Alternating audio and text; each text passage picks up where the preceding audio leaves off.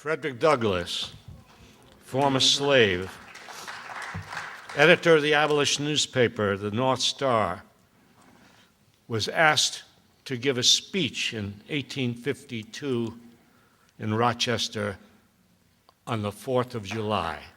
The rich inheritance of justice, liberty, prosperity, and independence bequeathed by your fathers is shared by you, not by me.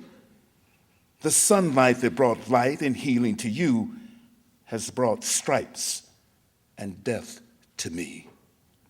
This 4th of July is yours, not mine. The conscience of the nation must be roused. The propriety of the nation must be startled. The hypocrisy of the nation must be exposed, and its crimes against God and man must be proclaimed and denounced.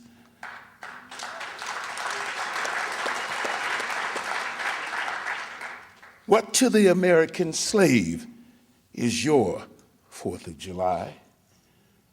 I answer, a day that reveals to him more than all other days in the year the gross injustice and cruelty in which he is the constant victim. To him, your celebration is a sham.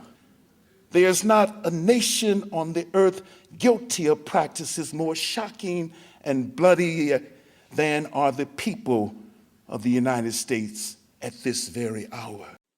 We must acknowledge that there can be no realization of the American dream without grappling with the original sin of slavery. On Wednesday, a subcommittee of the House Judiciary held a historic hearing on reparations for slavery, the first of its kind in over a decade. Congressmember John Conyers had championed the bill for decades without success. The bill carries the designation H.R. 40, a reference to 40 acres and a mule, one of the nation's first broken promises to newly freed slaves. Ahead of the hearing, Senate Majority Leader Mitch McConnell was asked by reporter Eva McKend of Spectrum News whether the government should issue a public apology for slavery. I don't think reparations for something that happened 150 years ago, for whom none of us currently living are responsible, is a good idea. We've, tried to deal with our original sin of slavery by fighting a civil war, by passing landmark civil rights legislation. We've elected an African-American president. I think we're always a work in progress in this country, but no one currently alive was responsible for that. The award-winning author Ta-Nehisi Coates testified at the historic congressional hearing on reparations and took direct aim at McConnell. Yesterday, when asked about reparations, Senate Majority Leader Mitch McConnell offered a familiar reply. America should not be held liable for something that happened 150 years ago, since none of us currently alive are responsible. This rebuttal proffers a strange theory of governance, that American accounts are somehow bound by the lifetime of its generations. But well into this century, the United States was still paying out pensions to the heirs of Civil War soldiers. We honor treaties that date back some 200 years, despite no one being alive who signed those treaties. It is impossible to imagine America without the inheritance of slavery. As historian Ed Baptist has written, enslavement, quote, shaped every crucial aspect of the economy and politics of America, so that by 1836, more than 600 million, or almost half of the economic activity in the United States, derived directly or indirectly from the cotton produced by the million-odd slaves. By the time the enslaved were emancipated, they comprised the largest single asset in America, $3 billion in $1860, more than all the other assets in the country combined. The method of cultivating this asset was neither gentle cajoling nor persuasion, but torture, rape, and child trafficking. Enslavement reigned for 250 years on these shores. When it ended, this country could have extended its hallowed principles, life, liberty, and the pursuit of happiness to all, regardless of color. But America had other principles in mind.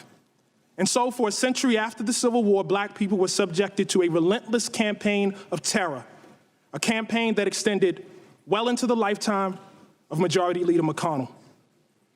Because he was alive to witness the harassment, jailing, and betrayal of those responsible for that legislation by a government sworn to protect them.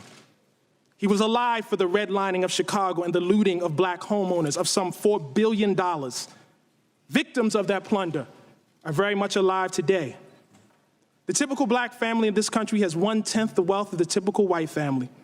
Black women die in childbirth at 4 times the rate of white women.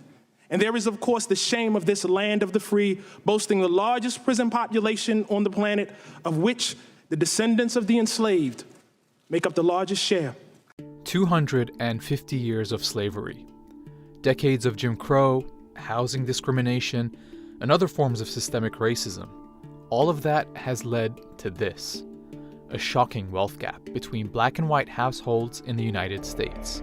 An average gap of $850,000 that, some experts believe, can be solved by something long overdue: reparations to the descendants of enslaved black people. To understand why there's a call for reparations, there needs to be an understanding of the scale of slavery. It was a crime against humanity in which around 400,000 people were forcibly brought to North America. Over the centuries, 10 million enslaved people were legally treated as property in the United States, brutalized and ruthlessly exploited for free labor, which was used to establish the country as a leading global economy. In fact, one historian estimated that by 1860, enslaved people were, quote, worth some $3.5 billion, making them the largest single financial asset in the entire US economy. That's around $115 billion today. When slavery was abolished in 1865, 4 million formerly enslaved African Americans were freed.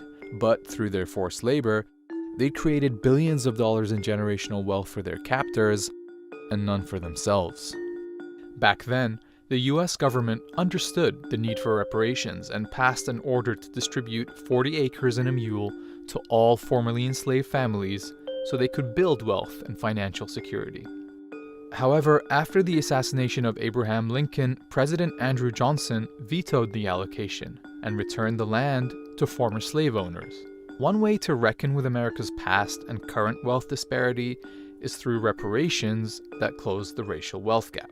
So we estimate that this would require an expenditure of approximately $350,000 per eligible recipient. You get a figure of approximately $14 trillion.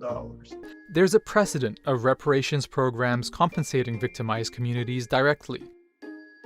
Back in the US, the Civil Liberties Act of 1988 designated $20,000 payments to Japanese Americans who survived internment camps during World War II.